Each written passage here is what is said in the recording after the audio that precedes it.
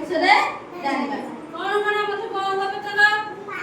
ମୁଣ୍ଡ, ଆଖି, ନାକ, ପାଟି, ଜିଭ, କାନ, ପେଟ, ପିଠି, ହାତ, ଗୋଡ଼, ଆଙ୍ଗୁଠି ଏସବୁ ହେଲା କଣ?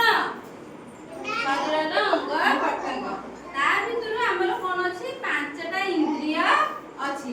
ଆମର 5ଟା ଇନ୍ଦ୍ରିୟ ବିଷୟରେ ଆମେ ଆଜି ଜାଣିବା ହେଲା। କଣ ନା ପ୍ରଥମେ ହେଲା କଣ? ଆଖି, ଆଖି। ଆଖିରେ ଆମେ କଣ କରୁଛେ? ଦେଖୁଛେ। ତାପରେ ଆସିଲା ଜିଭ, ଜିଭ। ଜିଭରେ କଣ କରୁଛେ? ସ୍ୱାଦ ଜାଣୁଛେ।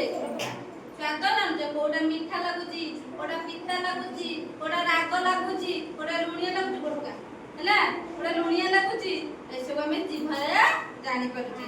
ତାପରେ ଆସିଲା କଣ? ନାକ, ନାକ। ନାକରେ ଆମେ କଣ କରୁଛେ? ଶୁଙ୍ଘି ପାରୁଛେ। କୋଉଟା ବାସ୍ନା ହେଲା, କୋଉଟା ଗନ୍ଧ ହେଲା, ଆମେ ସେଟା ନାକରେ ଜାଣି ପାରୁଛେ ହେଲା। ଆମର କଣ ଗଲା ନା ଆଖି ଗଲା, ନାକ ଗଲା, ଆଉ ଜିଭ ଗଲା। ତାପରେ ଆସିଲା କାନ। କାନରେ ଆମେ କଣ କରୁଛେ? ଶୁଣୁଛେ।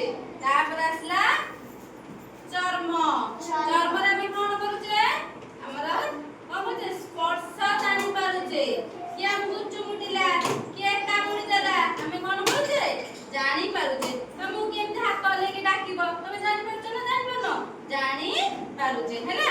ଆମର ଏ ହେଲା 5ଟା ଇନ୍ଦ୍ରିୟ। କଣ କଣ?